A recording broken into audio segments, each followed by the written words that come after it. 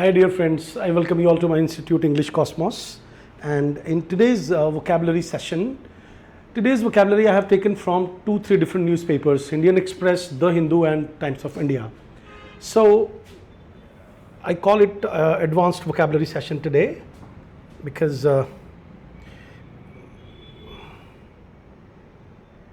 just a minute. Yeah. So the first word is draws ire. Now, draws ire mean to say, actually draws is written means गुस्सा दिलाना, draws ire. Draws ire कोई word नहीं है, ire is the word. So ire means गुस्सा. जैसे English में एक word और है, आपने देखा होगा इक्सम, इंग्लिश में there is a word इक्सम. तो ire मतलब गुस्सा दिलाना. तो you can see that कहीं कोई criticism हो रहा है, जैसे you can see this picture कि इसमें कई लोग मिल करके और इसको गुस्सा दिला रहे हैं, है ना. इस इमेज से आप समझ सकते हो इसको. उसके बाद आप दूसरी इमेज से समझ सकते हो, जैसे इसके सब उंगलियां उठा रहे हैं इसके ऊपर, इसको सब कुछ ना कुछ कह रहे हैं. इससे आपको समझ में आ सकता है कि कैसे इस वर्ड को यूज़ किया जाता है. आप एक और इमेज से समझ सकते हो, जैसे इसमें देखिए सब लोग, कोई सरकार ने कोई रूल पास किया है और सब लोग सड़कों पर आ गए कि that the rule passed by the government drew ire of the common man. तो ire का मतलब हो गया नाराजगी. तो इस तरह से आपको ये वर्ड समझ में आ गया होगा जहां तक मेरा ख्याल है. अब इसका मतलब है, देखिए मैंने कुछ नए वर्ड्स दिए आपको यहाँ पे. प्रोवोक और अट्रैक्ट एंगर. प्रोवोक का मतलब होता है किसी को उकसाना, भड़काना. अगर प्रोवोक किसी को नहीं पता तो आप लिख सकते हो उकसाना, किसी को भड़काना. अट्रैक्ट एंगर, एंगर को यानी गुस्से को अट्रैक्ट करना. रिसेंटमेंट का मतलब नाराजगी, नाराजगी से आप समझ सकते हो. आउटरेज का मतलब भी गुस्सा, है ना. तो इसके सिनोनिम्स हो जाएंगे इंसेंस. इंसेंस या इंसेंस्ड का मतलब होता है गुस्सा दिलाना किसी को. Incensed, he was incensed, the public was incensed. जैसे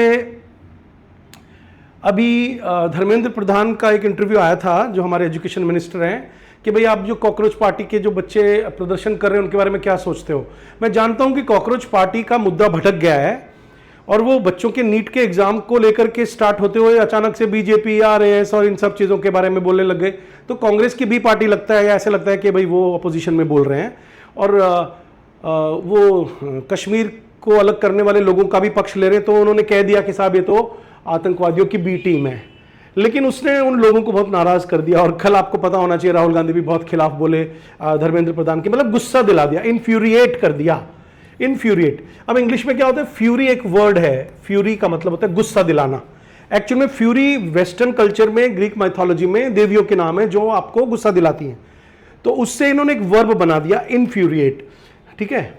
तो इनसेंस, इन्फ्यूरिएट, आपको ये दो वर्ड समझ में आ गए होंगे.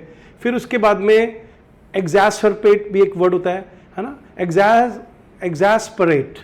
एग्जैस्परेट का मतलब गुस्सा दिलाना. इसको बोलना सीखें आप मेरे साथ साथ. एग्जैस्परेट, या अभी मैंने बोला था प्रोवोक करना, यानी किसी को गुस्सा दिलाना.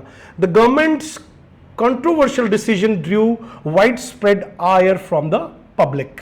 Wide spread ire. तो मेन वर्ड आप भूलना नहीं कि हम लोग मेन वर्ड कौन सा ले रहे हैं, आयर. आयर अच्छी तरह से समझ में आ गया होगा आपको, मैंने तस्वीरें भी दिखा दी.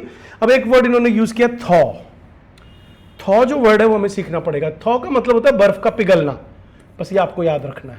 बिल्कुल. मेल्ट होना भी एक वर्ड है, आपने देखा होगा मेल्ट. बर्फ मेल्ट होती है, मेल्ट भी बोलते हैं. लेकिन जब हम लोग थोड़ा स्टैंडर्ड का वर्ड यूज करते हैं तो हम बोलते हैं थॉ. तो थॉ के हम दो तरीके से मीनिंग लेते हैं. जैसे मान लीजिए दो कंट्रीज हैं और उनके बीच में अच्छे संबंध नहीं थे, जैसे अभी पाकिस्तान और हमारे में नहीं है. मान लो वहाँ के जो न्यू जनरेशन है उनको कुछ ऐसा लगे कि यार हम पाकिस्तान भी हिंदुस्तान से मिलके बना था, क्यों ना हम सब एक हो जाएं और हमारे जो रिश्तों में कड़वाहट है, जो रिश्तों में जो ठंडापना आ रखा है, वो पिघल जाए बर्फ. तो थॉ इस तरह से यूज किया जाता है. तो पहली इमेज तो आपको देखने से समझ में आ रही है कि मैंने इसमें बर्फ शो की है. ठीक है. उसके अलावा आप देख सकते हो कि सेकंड इमेज में मैंने ये दो, इधर देखिए सेना के जो लोग हैं भाई, एक इस पक्ष का है, एक दूसरे पक्ष का है, और दोनों की लड़ाई खत्म हो गई है. आपने नोटिस किया होगा, जैसे अमेरिका है और इधर आप ईरान देख सकते हो या सऊदी अरेबिया. तो इनके बीच में जो थॉ है, जो लड़ाई थी वो खत्म हो गई है और वो एक दूसरे के साथ में अब अच्छा रिश्ता रख रहे हैं. फिर आप देखिए, फिर बर्फ पिघलने का एक और सीन में ले आया जिससे आपको याद रहे। तो इनकी मीनिंग है आइस और स्नो का मेल्ट होना, रिलेशनशिप बिकम्स फ्रेंडलियर, जो मैं अभी समझा रहा था आपको। रिलेशनशिप का फ्रेंडलियर होने का मतलब क्या है कि अब जो रिश्ते हैं वो थोड़ा अच्छे हो गए हैं। अ पर्सन बिकम्स वार्मर और लेस रिजर्व्ड। वार्म हो गया है पर्सन का मतलब है कि वो थोड़ा सा दिल खोल के बात करने लगा है, रिश्तों में गर्मी आ गई है ना। और वो थोड़ा सा लेस रिजर्व्ड हो गया है, मतलब वो अपने तक सीमित नहीं है, अब वो दिल खोल के बात कर पा रहा है। सबको नजर आ रहा होगा। तो इसके सिनोनिम्स हो जाएंगे डिफ्रॉस्ट होना। फ्रॉस्ट का मतलब होता है, आपको पता ही है, बर्फ का पड़ना, पाला पड़ना। तो रिश्तों में डिफ्रॉस्ट हो गया है। हम लोग फ्रिज को डिफ्रॉस्ट करते हैं, आपको पता होगा कि जब जहां बर्फ जमती है उस एरिया में, फ्रीजर में कई बार बहुत ज्यादा ठंड की वजह से बर्फ जम जाती है, तो हम लोग उसको डिफ्रॉस्ट करते हैं। फिर वो पिघल जाता है तो फिर से फ्रिज अच्छी तरह से काम करने लगता है। डिसॉल्व कर देना यानी मिक्स कर देना, रिलैक्स कर देना। रिकंसाइल करने का मतलब होता है आपस में मेलजोल बढ़ा देना, मान जाना। हम हिंदी में लिखें तो इसका मतलब होगा मान जाना, रिकंसाइल हो जाना, फिर से कंपैटिबल रिलेशनशिप में आ जाना। कंपैटिबल रिलेशनशिप का मतलब क्या होता है कि एक कॉन्कॉर्डेंट, आप ये दो नए वर्ड लिख सकते हो, कॉन्कॉर्डेंट का ऑपोजिट क्या होता है? डिस्कॉर्डेंट। मतलब अच्छे संबंध नहीं है, पति पत्नी में अगर अच्छे संबंध हैं, दोनों मिलजुल करके रहते हैं, एक दूसरे से झगड़ा नहीं करते, तो कॉन्कॉर्डेंट रिलेशनशिप्स हैं। अगर झगड़ा करते रहते हैं तो डिस्कॉर्डेंट रिलेशनशिप है। इसका मतलब है कि, और मान लीजिए लड़ करके और एक हो गए तो वो रिकंसाइल हो गए। ठीक है, ये इनके डिफरेंट यूजेस भी आपको दिखा देता हूं, देखो। फिर उसके बाद में the frozen lake began to thaw in early March. March के महीने में जो बर्फ थी वो पिघल गई और जो जमी हुई लेक थी वो पिघल गई। Relationships between the two countries finally thawed, तो ये जो मैंने आपको यूज किया करके बताया, thawed. She gradually thawed after the awkward introduction. Awkward का मतलब होता है बहुत ही बेकार या अजीब, जो थोड़ी सी अजीब सिचुएशन में आपको डाल दे। और ग्रेजुअली का मतलब होता है धीरे धीरे, है ना, जिसको अपन बोलते हैं स्ने, मतलब स्लोली, धीरे धीरे को इंग्लिश में बोलते हैं ग्रेजुअली, एक के बाद एक। थॉट, वो थोड़ी सी नरम पड़ गई आफ्टर द ऑकवर्ड इंट्रोडक्शन। मतलब इंट्रोडक्शन तो उसने गलत दे दिया, लेकिन बाद में थोड़ी सी वो असहज हो गई थी, फिर बाद में वो धीरे धीरे नॉर्मल होने लगी। फिर एक नया वर्ड आया, एपिफेनी। एपिफेनी एक बहुत अच्छा और नया वर्ड है आप लोगों के लिए। एपिफेनी का एक्चुअल मीनिंग क्या होता है, ये बाइबल में यूज किया जाता है। इसको आप लिख लो अलग से, मैं इसको बहुत बड़े अक्षरों में दिखा देता हूं आपको। एपिफेनी मैं अलग से बोर्ड पे लिख भी देता हूं अगर नहीं नजर आ रहा होगा तो। एपिफेनी सभी स्टूडेंट्स के लिए इंपॉर्टेंट वर्ड है। एपिफेनी को हम you will find that in English it is written with capital E also and with small E also, epiphany. अब आप कहोगे कि दोनों कैसे यूज किया जाता है, तो जिस तरीके से यहां यूज किया है उसको हम स्मॉल ई से भी लिख सकते हैं। ये तो मतलब पहली बार लिखा गया तो कैपिटल से लिखा जाएगा।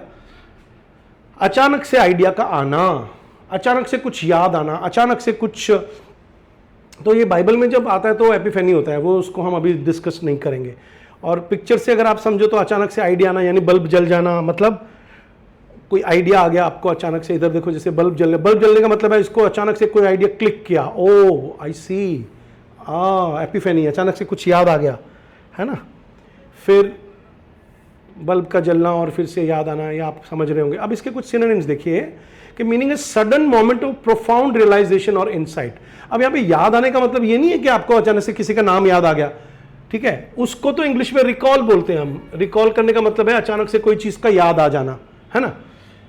बात चल रही है कि प्रोफाउंड का मतलब होता है बिग, ऑफ ग्रेट वैल्यू, ये इसका मीनिंग है इंग्लिश में, कि बहुत वैल्यूएबल किसी चीज का। या इनसाइट का मतलब होता है अंतर्ज्ञान, है ना, अंतर्ज्ञान हो जाना। अंतर्ज्ञान हो जाने का मतलब है सूक्ष्म दृष्टि मिल जाना, यू नो, एक देखने की शक्ति के। अच्छा, एक मैं आपको समझाता हूं एपिफेनी कैसे यूज करते हैं। अब हम चलते हैं फिरते हैं, पढ़ाई लिखाई करते हैं, जो अब आप बड़े हो जाते हो तो आपने देखा होगा कि कई बार अचानक से हमें कोई वो चीज़ याद आती है जो 2 साल पहले हमें समझ में नहीं आई थी, और हमें अचानक से वो चीज़ क्लियर होती है, तब हमें पता चलता है कि अरे मैं कितना गलत था। तो इस तरह के सिचुएशंस के अंदर ये वर्ड यूज़ किया जाता है, एपिफेनी। तो रेवलेशन एक टफ वर्ड है आपके लिए, यानी कि किसी चीज़ का प्रकट होना। रेवलेशन का मतलब किसी चीज़ का प्रकट हो जाना। प्रकट हो जाने का मतलब सामने आ जाना, अचानक से चीज़ का क्लियर हो जाना। ये वर्ड आप समझ सकते हो, ये बना है रिवील से। रिवील का मतलब सामने आ जाना। इल्यूमिनेशन का मतलब किसी चीज़ का प्रकाश में आ जाना, प्रकट हो जाना, प्रकट होना, प्रकाश में आना, है ना, जगमगाना, जगमगाना। मैं हिंदी में इसलिए लिख रहा हूँ ताकि सभी लोगों को समझ में आए। इल्यूमिन हो गया माइंड, अवेकन हो गया। वेक और अवेकन में यही अंतर है, आप हमेशा के लिए जागृत हो गए। अब हम जागृत कब होते हैं? क्योंकि जब आपको ज्ञान मिल जाता है, किसी चीज का विजडम आ जाती है आपके अंदर। देखिए इंग्लिश में एक फ्रेज देता हूं आपको कि knowledge comes but wisdom lingers. बताओ किस किसने सुन रखा है? कमेंट सेक्शन में लिखें, वीडियो को लाइक करें, शेयर करें, कोई अच्छे से शब्द लिखें, मुझे थोड़ा सा गाइड करें कि मैं कैसे पढ़ाऊं आपको और अच्छे तरीके से।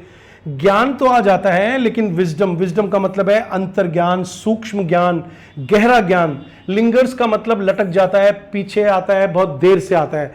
अब डॉक्टर बन गया एक आदमी, एक लड़की डॉक्टर बन गई, लेकिन भ्रूण हत्या कर रही है पैसा कमाने के लिए, है ना। इसका मतलब है क्या ही ज्ञान आया उसके पास? नॉलेज है केवल, जिससे वो दुनिया का काम कर सकता है, लेकिन एक समाज के कल्याण के लिए, नेचर के लिए, प्रकृति के लिए उसका क्या योगदान है वो उसमें अभी तक नहीं आया। जैसे कल हमारा यूजीसी नेट का एग्जाम था बच्चों का, और उसमें मैंने देखा कि कुछ क्वेश्चंस रिपीट हो गए बहुत सारे। कुछ तो कह रहे हैं कि पूरा का पूरा 2024 का पेपर उठा के दे दिया, ऑप्शंस में नहीं बदले। तो ज़्यादातर टीचर्स जब इसकी वीडियो बना रहे हैं यार ये गलत किया, तो मैक्सिमम बच्चे लिख रहे हैं तो क्या हो गया, अच्छा ही तो है, हमारा पेपर अच्छा गया। यानी कि उन बच्चों को विजडम नहीं है, नॉलेज है, विजडम नहीं है। विजडम क्यों नहीं है? क्योंकि उनको ये नहीं पता कि पेपर अगर टफ नहीं आएगा तो आपके अंदर से रियल वर्थ के कैपेबल स्टूडेंट्स को नहीं चुन पाएंगे वो। इसका मतलब है कि जो घटिया लेवल के रटंतु टाइप के बच्चे अगर प्रोफेसर बन के पहुंच गए तो वो क्या कल्याण करेंगे वर्ल्ड का, है कि नहीं। इसका मतलब है उनमें अवेकनिंग नहीं आई, उनमें अभी रियलाइजेशन नहीं आया। तो सेंटेंस देखिए कि while reading the novel she had an epiphany about her life's purpose। कई बार हम क्या करते हैं, रीड करते करते हमें अपने लाइफ का पर्पस समझ में आता है। कई बार हम किसी का लेक्चर सुनते हैं तो लाइफ का पर्पस समझ में आता है। मैं आपको एक चीज़ सिखाता हूँ। एक बार ना मैं थोड़ा सा खर्चीला बहुत था पहले। खर्चीला होने का मतलब मैं बिना सोचे समझे पैसे खर्च करता था। तो एक जगह मैंने ना कहीं मेंटल डिसिप्लिन लिखा हुआ देख लिया, मेंटल डिसिप्लिन। तो जब मैंने मेंटल डिसिप्लिन लिखा हुआ देख लिया ना, इसको शुद्ध हिंदी में बोलते हैं मानसिक अनुशासन। आप मानोगे नहीं, मुझे ऐसी एपिफेनी हुई कि मैं आधे घंटे तक चुप होकर के सोचता रहा कि यार अनुशासन का मतलब तो मेरे को केवल इतना ही पता था कि सुबह उठना, समय पर कहीं जाना, समय पर सो जाना, समय पर कोई काम करना। लेकिन मैं इतना कमा चुका हूँ और मेरे पास अभी भी कोई चीज़ जुड़ी हुई नहीं है। मैं सच बता रहा हूँ आपको, मैंने 12th स्टैंडर्ड के बाद से ही कमाना शुरू कर दिया था। लेकिन अच्छे अच्छे कपड़े खरीदना, जो जैकेट आज 1 लाख रुपए की आती है वो उस जमाने में मैंने मतलब बहुत कम पैसों में खरीदी। मतलब मैं बता रहा हूँ 27-28 साल पहले या 30 साल पहले, जो आज जैकेट 1 लाख में भी नहीं मिला, ऐसी जैकेट्स में पहनता था। अपने जो भी ट्यूशन से पैसे आते उनको खर्च कर देता था। तो मुझे लगा कि मेरे में मानसिक अनुशासन नहीं है। और वो एपिफेनी जब मुझे हुई तो फिर मैंने धीरे धीरे अपने पैसे को बचाना शुरू किया, और उसकी वजह से बाद में मुझे काफ़ी अच्छा फील होने लगा। तो एपिफेनी आपके कई बार जीवन को बदल देती है। तो सेंटेंस मैंने क्या बनाया कि while reading the novel she had an epiphany about her life's purpose. कई बार होता है ना कि भाई लाइफ का पर्पस क्या है। जैसे मैं टीचर हूँ और प्राइवेट टीचर हूँ, पढ़ाता रहता हूँ। अब मेरी लाइफ का क्या पर्पस है बताओ। तो मैं ये एपिफेनी मुझे एक दिन अचानक हुई कि लाइफ का पर्पस है कि मैं जब भी पढ़ाऊं, जहां पढ़ाऊं, वो कल्याण इतना करे कि चरित्र का निर्माण करे, नेशन को बिल्ड करे, और जो स्टूडेंट है उसके साथ केवल एग्जाम क्लियर करने तक का संबंध ना रहे मेरा। तो वो मेरा एक लाइफ का पर्पस मेरे को समझ में आया, है ना। तो इससे आप समझ सकते हो। लेफ्ट अगास्ट एक वर्ड है इंग्लिश में। तो जैसे मैंने कहा था कि ड्रॉज आयर, तो इसके साथ ये वर्ड यूज होता है। इसको अपन इंग्लिश में बोलते हैं कॉलोकेशन। मेन वर्ड है मेरा अगास्ट, है ना। अगास्ट एक वर्ड है इंग्लिश में, लेकिन मैंने कहा कि आई वॉज लेफ्ट अगास्ट, तो इसको लेफ्ट के साथ ही यूज करते हैं। तो यहां पर मैं आपको एक नई चीज सिखाता हूं पहले आज। इंग्लिश में जब कोई वर्ड, जैसे मान लीजिए मुझे ऐसे कहना है कि मैंने पार्टी दी, तो इसकी क्या इंग्लिश होगी? आई थ्रू अ पार्टी। मुझे ऐसे कहना है मैंने एक जोक मारा, मैंने एक जोक मारा, तो मैं बोलिया उसने एक जोक मारा, तो ही क्रैक्ड अ जोक। तो अब आप समझ गए होंगे कि मारा तो यहां पर किल्ड नहीं आएगा थ्रो भी नहीं आएगा। है ना, पार्टी को दे मारा तो नहीं होएगा। इसका मतलब है कि इस तरह से ही यूज करना है, आपकी हिंदी का ट्रांसलेशन नहीं होएगा। ऐसे ही कोई आदमी को अगर आप अचानक से आश्चर्यचकित कर दो और बुरी स्थिति में छोड़ दो, तो इंग्लिश में जो वर्ड यूज होता है वो आता है लेफ्ट अगास्ट। तो जैसे मैंने क्या किया है, जैसे एक इमेज यूज की है आपको, जब when you are left aghast then you are surprise, oh my God, ऐसे। तो इस पिक्चर से आप समझ सकते हो कि लेफ्ट अगास्ट का क्या मतलब होता है। जैसे इन दोनों को देखो, oh my God, 1 lakh 10 lakh लोग मर गए वेनेजुएला के भूकंप में, oh my God, you know I was left aghast. तो ऐसे करके हम इसको यूज करते हैं। फिर आप देखिए meaning left completely shocked, horrified. Shocked सुना है आपने, हॉरिफाइड का मतलब बहुत आतंकित हो जाना, अस्टॉनिश्ड हो जाना, आश्चर्य की सीमा नहीं रहना। तो डम्बफाउंडेड, डम्बफाउंडेड का मतलब होता है जैसे कोई मूर्ख बन गया, हाँ, ऐसा मुंह बना लेना। अपैल्ड, अपैल्ड का मतलब होता है अट्रैक्शन का ऑपोजिट, कि आपका माय गॉड, ऐसा एक्सप्रेशंस देते हैं। आई वाज लेफ्ट अपॉल्ड या आई वाज अपॉल्ड, ऐसे बोलते हैं इंग्लिश में। फ्लेबरगास्टेड, बोल के देखो ये वर्ड मेरे साथ साथ आप। डम्बफाउंडेड, मैंने कहा कि I was left dumbfounded, I was dumbfounded, I was appalled, I was flabbergasted, I was stupefied. Stupefied का मतलब होता है पत्थर बन जाना, ओह माय गॉड, किसी के डेथ की खबर आती है कई बार जो बहुत क्लोज होता है, तो यू आर स्टूपिफाइड। सेंटेंस बनाया मैंने, द ऑडियंस वाज लेफ्ट अगास्ट। ये कोलोकेशन कहलाता है, जो मैं समझा रहा था कि through a party, cracked joke, ये जो एक वर्ड के साथ दूसरा वर्ड 100% यूज करते हैं ना अपन इंग्लिश में, इसको इंग्लिश में एक वर्ड के तौर पे जाना जाता है, दैट इज कॉल्ड कोलोकेशन। अब जो सीरियस स्टूडेंट्स देख रहे हैं, मुझे पढ़ रहे हैं, जिनको लिटरली इंग्लिश सीखनी है, वही तो बच्चा आएगा यूट्यूब पे, वो इंटरनेट पे जाए और कोलोकेशन सर्च करे, तो आप देखोगे कि हर जगह, जैसे मैंने कहा कि अमेरिका ने ईरान पर चढ़ाई कर दी, तो माउंटेड अ वॉर, है ना, माउंट वर्ड आएगा वहां पे, ठीक है। तो इसका मतलब है कि एक वर्ड के साथ में एक वर्ड फिक्स होता है किसी एक भाषा में, उसको अपन कोलोकेशन बोलते हैं। तो सेंटेंस देखिए, the audience was left aghast by the shocking verdict. Verdict का मतलब होता है कोर्ट का फैसला, कोर्ट्स डिसीजन, ठीक है। फिर आगे ड्रैकोनियन एक वर्ड है। ड्रैकोनियन का मतलब होता है बहुत ही बुरा, ड्रैकोनियन। ड्रैकोनियन वर्ड लिख लीजिए। ड्रैकोनियन लॉ पास होता है, जैसे मैंने कहा कि यार एक सरकार ने बड़ा ड्रैकोनियन लॉ पास किया है, मतलब बहुत बुरा, बहुत स्ट्रिक्ट, खास तौर पे ड्रैकोनियन कानून के लिए ही आता है, हमेशा याद रखना है, ठीक है। ड्रैकोनियन का मतलब है जो लोगों का खून चूस ले, लोगों को बहुत ज़्यादा तकलीफ दे, तब हम बोलते हैं ड्रैकोनियन लॉ।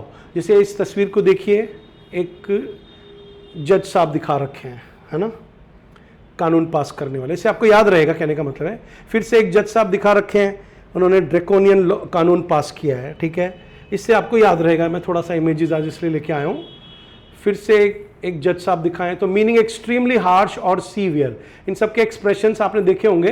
तो ऑप्रेसिव, ऑप्रेसिव का मतलब होता है आपके ऊपर बोझ हो, आपको तंग करने वाले, आपके ऊपर टिरेनी करने वाले। टिरेनी या टायरेनी का मतलब क्या होता है, अत्याचारी। अत्याचारी कानून, जैसे जजिया कर लगा दिया गया था मुगल काल में हमारे ऊपर, हिंदुओं के ऊपर, या जैसे मान लीजिए कि कोई ऐसा कानून लगा दे सरकार, कई कंट्रीज में लगा रखे हैं, थैंक गॉड हम तो अच्छी खासी डेमोक्रेसी में जी रहे हैं, और हमारे यहाँ पर ऐसा नहीं। मान लीजिए एक ड्रैकोनियन लॉ पास हो जाए कि नहीं साहब, घूंघट में ही रहेगी लड़कियां, बुर्का ही पहनेंगी, जैसे आपने नोटिस किया होगा अफगानिस्तान में, तो वो एक टिरेनिकल लॉ है, प्यूनिटिव है। प्यूनिटिव वर्ड का मतलब होता है पनिशमेंट के तौर पर, पनिशमेंट, पनिशमेंट को बोलते हैं प्यूनिटिव, प्यूनिटिव, ठीक है। ऑप्रेसिव है, वो आपको बहुत दबाता है, मतलब अब घूंघट में ही रहना है मान लो, तो आप अंदाजा लगाओ कि भाई कुछ दिखेगा ही नहीं, आना जाना बंद हो जाएगा। रुदलेस, रुदलेस का मतलब होता है निर्दयी, यानी कि क्रूअल, क्रूअल लॉ। तो ऐसे करके सिनोनिम्स आप याद रखें। जैसे द कंपनी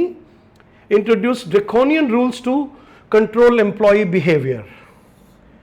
अब देखिए कि भाई आपको हमने होम से वर्क करने की इजाज़त दे दी, लेकिन आपको हर वक्त स्क्रीन के सामने रहना पड़ेगा।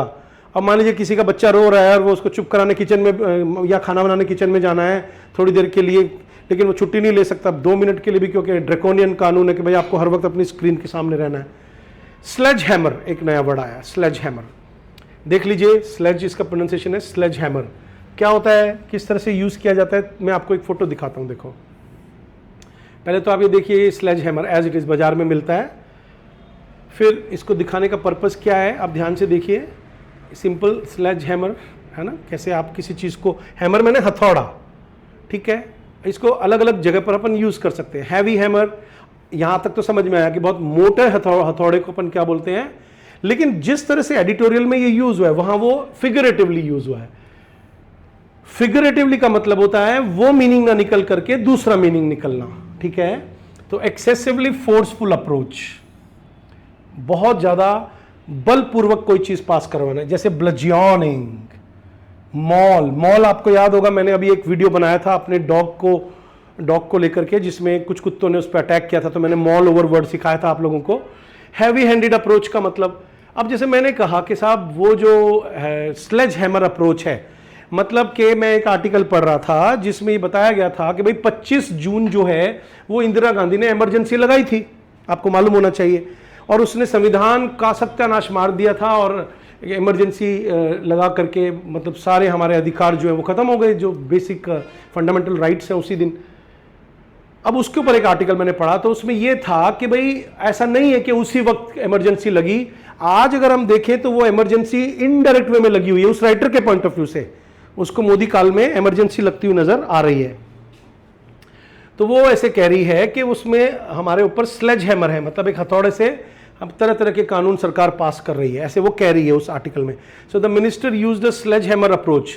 तो मिनिस्टर ने क्या किया, स्लेज हैमर अप्रोच, यानी कि बहुत सख्त approach, bludgeoning approach, mauling approach, heavy handed approach to solve a minor problem, ठीक है। भैया मान लीजिए एक स्कूल है और उसमें एक पेंसिल चोरी हो गई, तो जो मैडम है उसने चोर को पकड़ने के लिए क्या किया, सबको कहा कि सब लोग क्या करेंगे, भूखे रहेंगे, लंच कोई नहीं करेगा। अब इतनी छोटी सी चीज के लिए बच्चे बेचारे भूखे मार दो, तो वो स्लेज हैमर अप्रोच हो गई छोटी सी प्रॉब्लम को सॉल्व करने के लिए। अगला वर्ड है habeas corpus. Habeas corpus word का एक मैं किस तरह से शो कर सकता हूं आपको, ध्यान से देखिए, ध्यान से देखो इस चित्र को। इसमें एक कानून दिखा रखा है, नॉर्मल तरीका किसी चीज को प्रस्तुत करने का, है ना। फिर से देखिए, लीगल राइट्स को, हेबस कॉर्पस का मतलब यही होता है, लीगल राइट्स, ठीक है। ये देखो फिर से कोई कानून व्यवस्था और ये दिखा रखा है, इसका मतलब है legal principal protecting people from unlawful imprisonment. अगर आपको जानबूझ करके बिना कानून के या बिना कानून के या लिखे हुए कि भी कानून में ऐसा कोई प्रावधान नहीं है, बट स्टिल आपको इम्प्रिजन किया जा रहा है, तो ऐसा कोई लीगल प्रिंसिपल है जो आपको बचाए, जैसे FIR कर दी और आपको नहीं जेल हो पा रही है, तो उसको जुडिशियल रेमेडी बोलते हैं, हेबस कॉर्पस। जुडिशियल का मतलब न्यायिक और रेमेडी का मतलब इलाज। कॉन्स्टिट्यूशनल सेफगार्ड का मतलब होता है संवैधानिक सुरक्षा प्रदान करना। जैसे मैं आपको एक हेबस कॉर्पस के बारे में बताता हूं कि एक लड़की को, चाहे वो कितनी बड़ी अपराधी हो, उसको रात को आप गिरफ्तार नहीं कर सकते, और मेल गिरफ्तार नहीं करेगा, उसको फीमेल पुलिस चाहिए, लेकिन रात को नहीं जाएगी वो अपने घर से बाहर। या ट्रेन के अंदर बिना टिकट पकड़ी गई है तो आप उसको नहीं उतार सकते ट्रेन रोक करके। ये स्त्री की जो डिग्निटी है, गरिमा है, उसको लेकर के हमने कुछ हेबस कॉर्पस बना रखे हैं, ठीक है। लीगल प्रोटेक्शन, तो lawyer filed a petition for habeas corpus before the high court कि यार ये गलत है। जैसे अभी शर्जील इमाम या क्या नाम है उसका, मैं भूल गया, जिसको जेल कर रखी सरकार ने क्योंकि उसने चिकन नेक किए जो ना हमारे सिक्किम और ये जो एरिया है उसको काटने की धमकी दी थी कि उसको काट देते हैं। तो उसके उस स्पीच के बाद से उसको अभी तक कोई हेबस कॉर्पस उसके ऊपर लागू नहीं हो पा रहा है, उसको कोई सुरक्षा नहीं मिल पा रही, वो जेल में अभी तक बंद है। इंसीडियसली एक वर्ड यूज किया गया है, इंसीडियसली आपने सुना ही होगा कहीं ना कहीं। एग्जैक्ट मैं आपको एक चित्र से दिखाता हूं, देखो कोई ऐसी चीज जो, अब जैसे मान लीजिए आपके घर में कुछ खास किस्म की शीशी पड़ी है और उसमें से कोई चीज रिलीज हो रही है पुरानी, और वो देखने में तो आपको खतरनाक नहीं लग रही, लेकिन वो आपकी सेहत को अफेक्ट कर रही है। मैंने कहा यार ये इंसीडियस है, काफी ज्यादा खतरनाक है। जैसे अब देखिए कुछ चीजें रास्ते में पड़ी है और आपको दिख नहीं रही, लेकिन वो आपके लिए इंसीडियस है, जो आपको नुकसान पहुंचा सकती है, हर्ट कर सकती है। या जैसे इससे तो आपको पता चल ही जाएगा कि आपने क्या किया, मक्खी और मच्छर खत्म करने के लिए जैसे हमारे घर में वो मॉस्किटो रेपेलेंट जलाते हैं, आपने देखा होगा कई बार दम घुटने लगता है उससे। आपने अभी नोटिस किया है ये जो लखनऊ में जो कोचिंग सेंटर में आग लगी थी, उसके अंदर जो बच्चे मरे हैं उनकी रिपोर्ट आई है कि साहब वो जल के नहीं मरे हैं, वो धुएं से और बाकी चीजों से मरे। इसका मतलब है हमारे आसपास आजकल इतनी इंसीडियस, खतरनाक, इतनी ज्यादा धीरे, मतलब छुपी हुई, सटल का मतलब होता है, इसका बी साइलेंट है, सटल, इसका मतलब होता है गुप्त, गुप्त रूप से कुछ ऐसी चीजें हैं जो धीरे धीरे हमारे ऊपर खतरनाक यानी हार्मफुल प्रभाव डालती है। जैसे आपको नहीं लगता ये social media has an insidious effect on our intellect, यानी हमारे दिमाग के ऊपर इसका एक नकारात्मक प्रभाव है। Calculator has had an insidious effect on our calculating abilities. Sentence समझ में आ रहा होगा। तो चोरी से, चुपके से, धीरे धीरे, बिना नोटिस के, स्टील से बनाया। स्टील मैंने चुराना, स्टेल्दीली बोल के देखो, स्टेल्दीली यानी चुपके से अगर आपके ऊपर कोई चीज असर डाल रही है तो, यानी चुपके से कोई कमरे में घुस गया, सरप्टिशियसली घुस गया, सरप्टिशियसली मतलब चुपके से, दबे पांव। क्लैंडस्टिन, मैंने कहा कि वो क्लैंडस्टिन मैरिज की उन्होंने, है ना, चुपके, डिसेप्टिवली, धोखा देते हुए। ये बड़े अच्छे वर्ड्स हैं बच्चों, ये बहुत एग्जाम में पूछे जाते हैं। अब corruption spread insidiously through the institution.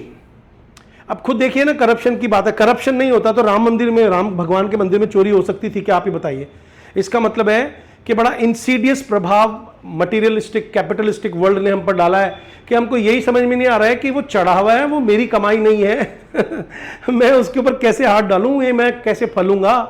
हमारे परिवार में कहा जाता है कि ऊपर की कमाई अगर आपके घर में आ रही है, कहीं से भी आ रही हो, वो एक पीढ़ी के बाद आपके पास टिकेगी नहीं और आपके परिवार को नुकसान भी पहुंचाएगी। तो जो रिश्वत का पैसा है वो इंसीडियस इफेक्ट लेके आता है, यानी छुपे हुए इफेक्ट्स लेके आता है। नजर नहीं आएगा आपको, प्रॉस्पेरिटी नजर आएगी, अमीरी नजर आएगी कि साहब उसके पिताजी बड़े ऑफिसर हैं और उन्होंने इतनी जमीनें खरीद ली, मम्मी सोने में लदी हुई है, बच्चे विदेशों में पढ़ रहे हैं और साहब बुरी तरह से पैसा आ रहा है। लेकिन देखते देखते सब नष्ट हो जाता है 50-60 साल के अंदर, ऐसा कहा जाता है। तो इंसीडियस इफेक्ट्स होते हैं उसके, ठीक है। एनविसेज्ड का मतलब होता है किसी चीज को देखना, समझना, प्लानिंग करना, किसी चीज के बारे में कल्पना करना। विजनरी जो लोग होते हैं ना, विजनरी लोग कौन से होते हैं? जो किसी चीज को एनविसेज कर लेते हैं। वैसे इसमें आपको एक नया वर्ड निकाल के देता हूं, आपको किस किस को मालूम है बताओ विसेज क्या होता है? इसका प्रोनाउंसिएशन है विसेज। विसेज नहीं बोलना है, इसका मतलब होता है फेस, चेहरा, ठीक है।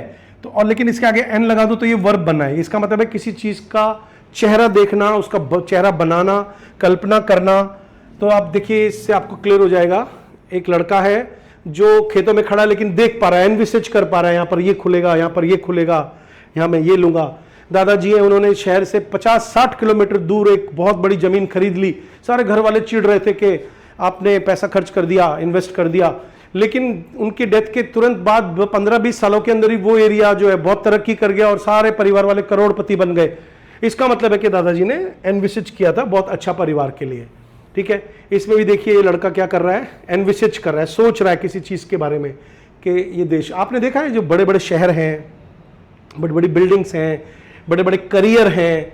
जैसे मेरा इंग्लिश कॉस्मोस इंस्टीट्यूट है, मैंने इसका नाम कॉस्मोस जब रखा आज से 30 साल पहले, तो मैं एनविसेज कर पा रहा था कि भाई मैं बहुत हाई लेवल की इंग्लिश पढ़ाऊंगा, जबकि मैं उस वक्त केवल एमए कर रहा था। तो आपने नोटिस किया उसके बाद मैंने पीएचडी किया, डबल एमफिल किया, इतनी बार नेट क्वालिफाई किया। तो मैं कहना चाह रहा हूं कि मैं एनविसेज कर पा रहा था, मैं देख पा रहा था कि इसकी ग्रोथ होगी आज नहीं तो कल, ठीक है। एनविसेज करना मतलब फ्यूचर को देख पाना, ठीक है। फिर आप देखिए इसमें भी आपको एक कि ये लड़की जो है वो कुछ सोच पा रही है ना, एनविसेज कर पा रही, गाड़ी होगा, बंगला होगा बैंक बैलेंस होगा, एनविजन।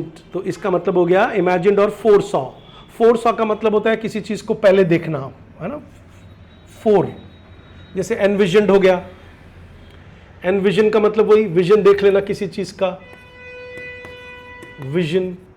फिर फोरसीन यानी पहले देख लेना। कंसीव का मतलब मैंने आपको अभी कल परसों की वीडियो में भी बताया था, कंसीव का मतलब है किसी चीज को प्लान करना, है ना। कंसेप्शन भी इसी से बना है। कंसीव का मतलब गर्भ धारण करना भी होता है, ठीक है। कोई आदमी बोले कि साहब मेरी वाइफ ने कंसीव कर लिया, गर्भ धारण कर लिया, मतलब शी इज प्रेग्नेंट। विजुअलाइज करना, किसी चीज को सोच लेना, देख लेना।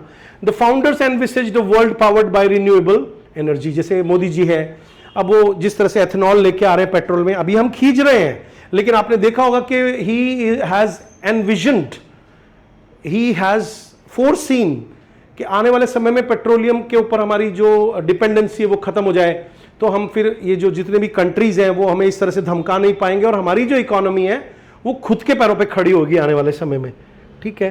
फिर आप देखिए अगला वर्ड हमने लिया है सॉफ्ट पैडल। सॉफ्ट पैडल एक बहुत कॉमन सा वर्ड है बच्चों। आप सॉफ्ट पैडल का मतलब क्या होता है, किसी, पहले तो आप वर्ड लिख लो सॉफ्ट पैडल, ठीक है। अब सॉफ्ट पेडल का एक मीनिंग तो साफ पता चल रहा है कि भाई ऐसा पेडल जो सॉफ्ट हो, लेकिन सॉफ्ट पेडल का मतलब क्या होता है, किसी को बहुत आसानी से, जैसे इन्होंने ये देखो, she is about to say something horrible, no offense but, मतलब कुछ ऐसा पहले ऐसा बोल दो, देखिए मैं आपसे कुछ कहना चाह रहा हूं, बुरा मत मानिएगा, है ना, है ना, वैसे तो मुझे कहना नहीं चाहिए लेकिन, तो इसका मतलब है कि किसी ने सॉफ्ट पेडल करके बड़ी बात कह दी आपको, ठीक है, मतलब किसी हार्श बात को इस तरीके से कह देना।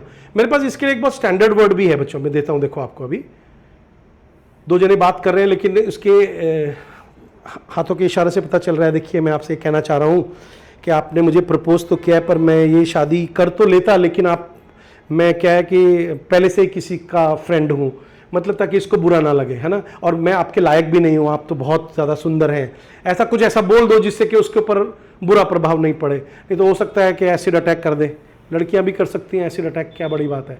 अगला है meaning to deliberately make something seem less important और सीरियस, तो किसी को डाउन प्ले कर देना, अंडरस्टेट कर देना, मिनिमाइज कर देना, ग्लॉस ओवर कर देना। ग्लॉस ओवर का मतलब टाल जाना, ठीक है। मेरे पास एक और वर्ड है यूफेमिज्म। यूफेमिज्म का मतलब होता है किसी हार्श बात को सॉफ्ट तरीके से कह देना, बड़ी बात थी लेकिन डाउन प्ले कर दिया, अंडरस्टेट कर दिया, थी तो बहुत इंपॉर्टेंट कि यार तेरे को हम नौकरी से निकालेंगे, लेकिन उसको अंडरस्टेट तरीके से बोल दिया कि ऐसा है कि हम आपको खोना नहीं चाहते बिल्कुल भी, लेकिन अभी कंपनी इस तरह से चल रही है कि मतलब मैं चाहता हूं कि आप जैसे जो लोग हैं वो अपने लिए कोई और अच्छी जगह तलाश करें जहां पे आपकी ग्रोथ हो। अब बताइए, इसमें सारा दोष मैंने अपने ऊपर ले लिया, मैं कंपनी का मालिक हूं, लेकिन मैं चाहता हूं उसको निकालना, वो एक नंबर का बेकार कर्मचारी है, लेकिन मैंने अंडरस्टेट कर दिया, मैंने उसके जो हार्श इफेक्ट्स थे उसको मिनिमाइज कर दिया, क्योंकि पता नहीं बाहर जाकर के मेरी कंपनी के बारे में क्या क्या बोलेगा। अब ये अच्छा फील करेगा कि देखो इन्होंने तो मुझे रिलीज किया है क्योंकि ये मैं बहुत अच्छा कर्मचारी हूं। ये आना चाहिए वर्ल्ड में, पता है इसको वर्ल्डली विजडम बोलते हैं, इंग्लिश में क्या बोलते हैं, वर्ल्डली विजडम। वर्ल्डली विजडम का मतलब होता है कि ऐसा काम जिसमें दुनियादारी आती हो किसी को। ग्लॉस ओवर का मतलब टालना भी होता है बच्चों। जैसे मान लीजिए मुझे कुछ सिखाना है, जल्दबाजी में सिखाना है किसी वजह से, और मैं बहुत सारी चीजें खा जाऊं, ना बोलूं जानबूझ करके, लेकिन अगर ग्लॉस ओवर का मतलब तो ये होता है किसी चीज को छुपा देना, खा जाना, कम शब्दों में बोलना, लेकिन वो ग्लॉस ओवर का यहां पे दूसरा मीनिंग ये भी निकलेगा कि इस तरह से बोलना कि सामने वाले को बुरा ना लगे और उसको जो खराब लगने वाली चीज है उसको हटा देना, ठीक है। Spokesperson try to soft pedal the seriousness of the crisis. भाई आपको किसी को ये कहना है कि पैनिक में भी तो मर जाते हैं ना कुछ लोग, भाई आप कहीं सांप घुसाया बिल्डिंग में सांप घुसाया, अब मैं सॉफ्ट पेडल होकर कैसे बोलूंगा कि भाई आज छुट्टी हम जल्दी कर रहे हैं, थोड़ा ऐसा करो कि बाहर ट्रैफिक जाम हो जाएगा, थोड़ी देर में जितनी जल्दी निकल सकते हो उतनी जल्दी निकल लो। अब मान लीजिए ऐसा कहने से चीख पुकार नहीं मचेगी, तो सॉफ्ट पेडल कर दिया, मैं बोलूं सॉफ्ट, तो आप देखोगे कि वो जहां हो सकता है कहीं तो बेहोश हो जाएंगे, आप हाँ पता नहीं मेरे बैग में तो नहीं घुस गया कहीं फिर एक नया वर्ड आपको दे रहा हूं, ख्यालो। ख्यालो बोल के देखो इसको, इंग्लिश में ख को क नहीं बोलते, ऐसे बोलते ख, कैट। तो ऐसे आप बोलना चाहो तो बोल सकते हो, आपकी मर्जी है, नहीं तो कैलो बोल दो, कौन आपको रोकेगा इंडिया में, है ना। देखिए कैलो में क्या इमेज आ रही है, जरा अंदाजा लगाओ इस इमेज से आप क्या समझ सकते हो। इस इमेज से आप क्या समझ सकते हो, देखो कोई देख रहा है, लगातार देखे जा रहा है। इसमें देखिए ज़रा, कैलो ये भी देख रहा है या देख रही है, ठीक है। अनसोफिस्टिकेटेड, जैसे ही वॉज अ कैलो journalist when he joined the newspaper. मतलब क्या है कि जा बेटा पता करके आ कि ड्राइंग रूम में कितने लोग हैं, मम्मा चाय बनाएगी। होता है ना कई बार बच्चे को कह दिया बच्चा कैलो है। कैलो का मतलब है थोड़ा ग्रीन हॉर्न है, थोड़ा सा, मैंने यहाँ पर ग्रीन हॉर्न लिखना भूल गया, इसको आप लिख लो, ये हॉर्न है साथ में। ग्रीन हॉर्न का मतलब होता है कच्चा, इतना एक्सपीरियंस नहीं है। बच्चा ड्राइंग रूम में गया और ऐसे गिने 1 2 3 4 5 6 7 8, तो वो बेचारे शर्मा जाए कि हमको क्यों गिन रहा है, फिर वो किचन में जाके बताए मम्मी को कि 8 लोग आए हैं। सोचो एक बार, यानी कि वो अनसोफिस्टिकेटेड है। या किसी के सामने ये कह देना कि आप और खीर तो नहीं लोगे अनसोफिस्टिकेटेड तरीके से। भले आपके पास खीर कम है लेकिन आप अपने मेहमान को खिलाओ, आप मत खाओ, क्योंकि अगर आप कैलो होगे तो आप इस तरह की बात करोगे। कई लोग क्या होता है थोड़ा सा अपने आप को फ्रैंक बनने की कोशिश करते हैं, पर मुझे लगता है कि वो कैलो होते हैं, ग्रीन ऑन होते हैं, उनको बात बनाना नहीं आता है। हम जितना ज़्यादा सॉफ्ट स्किल सीखते हैं, एक वर्ड है मेरे पास सॉफ्ट स्किल। आपको मालूम है किसी को क्या होता है सॉफ्ट स्किल के साथ में एक वर्ड और यूज किया जाता है, उसको बोलते हैं पब्लिक स्किल। पब्लिक स्किल या पब्लिक स्पीकिंग में ये काम आता है, मतलब दूसरों को नाराज किए बिना उनकी वो बहुत ज़्यादा गाली भी बक के चले गए हो, लेकिन आपको अगर सॉफ्ट स्किल आती है तो आप बहुत ही सोफिस्टिकेटेड तरीके से सिचुएशन को हैंडल कर लोगे। मैं लोगों को बहुत बड़ी बड़ी बातें सुना चुका हूं जिंदगी में, लेकिन उनको पता ही नहीं चला कि मैंने उनको ये बात सुनाई है। उनको एहसास हुआ होगा बहुत दिनों बाद जाकर के कि यार ये वो मुझे क्या कह गया। ठीक है, फिर है पर्टर्ब, एक वर्ड है मेरे पास। पर्टर्ब का मतलब होता है डिस्टर्ब हो जाना। अब देखिए ये रात को बेचारी सो नहीं पा रही है क्योंकि इसको भूत प्रेत तंग कर रहे हैं, कोई पुरानी विचार तंग कर रहे हैं, पर्टर्ब्ड हो रही है, बहुत ज़्यादा डिस्टर्ब हो रही है ना। देखो ये भी पर्टर्ब नज़र आ रही है बेचारी किसी चीज़ को लेकर के। फिर इसी तरह से इसमें देखिए ये सो रही है, फिर इसको किसी चीज़ का सपना आ रहा है रात को। मुझे भी एक अजीब सा सपना आया था, आई वॉज पर्टर्ब्ड। कई बार नींद भी उड़ जाती है हम लोगों की। ठीक है, देखिए जैसे मीनिंग कॉजिंग एंजाइटी। एंजाइटी का मतलब होता है बेचैनी क्रिएट कर देना, अनईजीनेस क्रिएट कर देना, डिस्ट्रेस क्रिएट कर देना, दुख क्रिएट कर देना। आपको ऐसा लगने लगता है कि कुछ हमारे साथ कुछ नेगेटिव होगा। डिस्कंसर्टिंग, डिस्कंसर्टिंग का मतलब है थोड़ा सा अनईजी फील करना, डिस्ट्रेसिंग फील करना, अलार्मिंग फील करना। अलार्मिंग मतलब चौकन्ने हो जाना, और यार क्या होगा। जैसे आजकल क्या हो रहा है कि कोचिंग्स को चेक किया जा रहा है। मुझे तो ये जर्नलिज्म इंडिया का इतना बेकार लगता है बच्चों, क्योंकि वो जो लखनऊ में आग लगी थी, it was not a coaching at all. ठीक है, कोचिंग को लेकर के जिस तरह से सीजिंग चल रही है, या वो लाइब्रेरीज को चेक कर रहे हैं कि भाई इसमें फायर से निपटने के सिस्टम है कि नहीं है, वो एक अच्छी चीज़ है जिससे बच्चों की जान पे कोई आफत ना आए।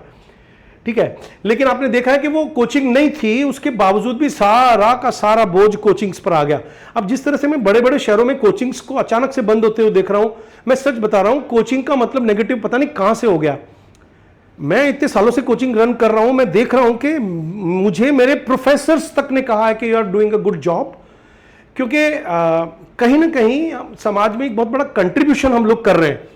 लेकिन हम देख रहे हैं कि वो इसको इतना नेगेटिव कर दिया है, जैसे माफिया वर्ड यूज करने लग गए होंगे कुछ लोग। माफिया, हमारा तो क्लासरूम ही इतना छोटा सा है, हम बिल्कुल डेडिकेटेड तरीके से हम पढ़ाते हैं, तो मेरे को बड़ा अजीब लगता है कि उन्होंने क्या किया है, बहुत ही ज़्यादा। इससे मैं काफ़ी ज़्यादा मतलब पर्टर्ब हो गया हूँ उस खबर को सुन करके। मैं ये कहना चाह रहा हूँ, मैं अनसेटल्ड हो गया हूँ, अनसेटलिंग है मेरे लिए, ये क्वाइट अलार्मिंग है कि यार ये हर कोचिंग को ऐसे बंद करेंगे तो फिर वो बच्चों की पढ़ाई पे इफेक्ट नहीं पड़ेगा क्या?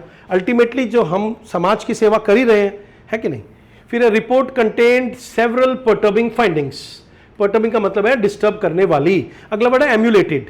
एम्यूलेटेड का मतलब होता है किसी चीज को फॉलो करना। ये पिताजी सिखा रहे हैं बेटे को, या मान लीजिए बड़ा कर्मचारी छोटे कर्मचारी को, तो उसको फॉलो करना है, एम्यूलेट करना है, एम्यूलेट करना है ना। अब एम्यूलेट से रिलेटेड मैं आपको एक दो तस्वीरें और दिखा देता हूं, शायद आपको पता चल जाए कि इसका क्या मतलब है। देखो इधर, ये इसको फॉलो कर रहे हैं, यानी ये इसको एम्यूलेट कर रहे हैं। एम्यूलेट करने का मतलब फॉलो करना। थोड़ा सा इंटरनेट स्लो हो गया है, ये इसको एम्यूलेट कर रहे हैं। एम्यूलेट आप काफ़ी हद तक क्लियर हो गया होगा। Meaning imitate someone. इमिटेट का मतलब क्या होता है, किसी की नकल करना। नकल करने का मतलब एग्जैक्टली नेगेटिव नहीं है यहाँ पे। इमिटेट का मतलब है यहाँ पे किसी को फॉलो करना, ठीक है, with the intention of matching और सरपासिंग देम। ठीक है, फिर आप देखिए रेप्लिकेट कर देना। रेप्लिकेट करने का क्या मतलब है, उसको रिप्लेस कर देना, उसको मिरर करना। उस मिरर करने का मतलब है उसके जैसा बन जाना।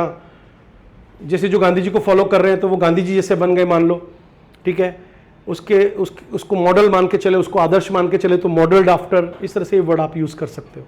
ठीक है, फिर है हमारे पास, तो आप लिख रहे होंगे जहाँ तक मेरा ख्याल है वोकैबुलरी को। वोकैबुलरी के बिना आपको मालूम है ना कि बहुत प्रॉब्लम आती है। अब देखिए इमिटेटेड समवन, ये मैं आपको समझा ही चुका हूँ। Young athletes emulated the champions discipline and determination. आपको मालूम है, अगर जैसे अभी मैं क्वालिफाइड हूँ और मैंने नेट क्वालिफाई किया, अभी आज आने वाले दिनों में मैं कैट का एग्जाम भी दूंगा। हालांकि मेरी एज जो है वो 53 प्लस हो गई है, लेकिन मैं लगातार एग्जाम्स देता रहता हूँ। मैं कोशिश करता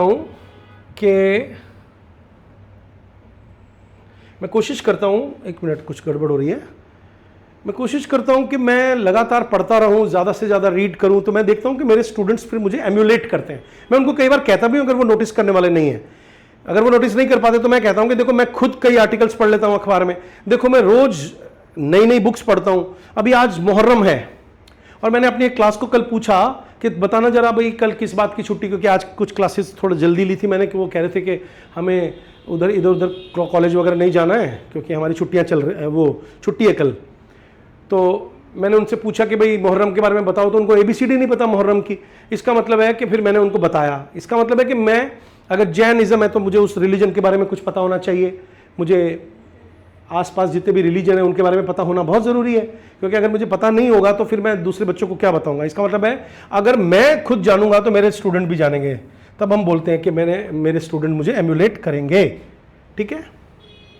फिर एक नया वर्ड है आपके पास, साइकोफेंसी। ठीक है। साइकोफेंसी का मतलब क्या होता है? चापलूसी लिख सकते हो आप, चापलूसी करना। तो चापलूसी का मतलब क्या होता है? जैसे किसी के तलवे चाटना। कहीं ना कहीं आपने नोटिस किया होगा कि ये वर्ड हम काफ़ी यूज़ करते हैं, साइकोफेंट। ठीक है। चलिए, मैं इससे ज़्यादा वर्ड नहीं दे रहा हूं क्योंकि अभी कुछ इंटरनेट की कमी आ रही है। Thank you very much.